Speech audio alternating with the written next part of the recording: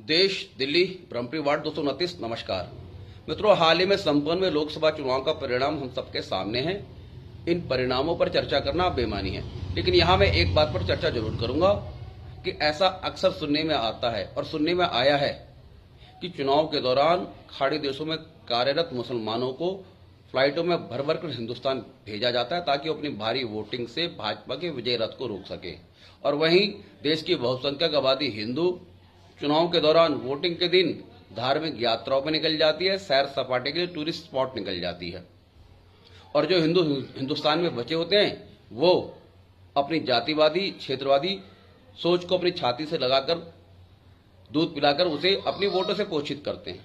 मैं आज हर जातिवादी क्षेत्रवादी मतदाता से ये जानना चाहता हूँ, पूछना चाहता हूँ, क्या आप में से कोई एक ऐसा है जिसे उसकी जाति के नेता ने आर्थिक मदद देकर उसको आर्थिक तंगी से उबारा हो?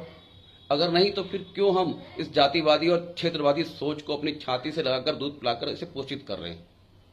अब वहीं मैं देश से जानना चाहता हूं कि ऐसा कौन सा इकोसिस्टम है जो चुनाव के दौरान खाड़ी देशों में कार्यरत मुसलमानों को फ्लाइटों में भर भर कर हिंदुस्तान भेजते हैं ताकि वो भारी वोटिंग कर भाजपा के विजय रथ को रोक सके। और ऐसी कौन सी सोच है जो हम हिंदुओं को चुनाव को छुट्टी मानकर धार्मिक यात्राओं पर सैर सपाटे के लिए टूरिस्ट स्पॉट जाने के लिए विवश करती है?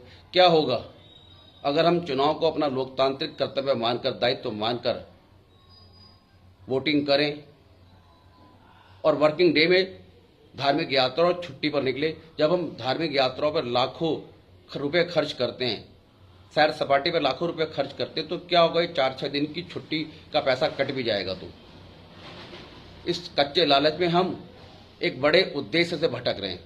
मेरा देश की बहुसंख्यक आबादी से आग्रह है, अनुरोध है कि अपने उद्देश्य से ना भटकें। जब लाखों रुपया आप धार्मिक यात्राओं और सैर सपाटे पे खर्च करते हो तो इस 4-6 दिन 10 दिन की छुट्टियों का पैसा भी अपने जेब से उसे उस खर्चे में इंक्लूड कर दे जो आप धार्मिक यात्राओं पे करते हैं, जो सैर सपाटे पे खर्च करते हैं। और लोकतंत्र के सबसे बड़े हथियार इस वोट की धार को कुंद ना होने दे। लोकतंत्र की लड़ाई का सबसे अचूक हथियार ये वोट है। इस वोट को इतना सस्ता मत आके कि उसकी 4-6 दिन की छुट्टी से भरपाई करें। धन्यवाद। जय हिंद, जय श्री राम।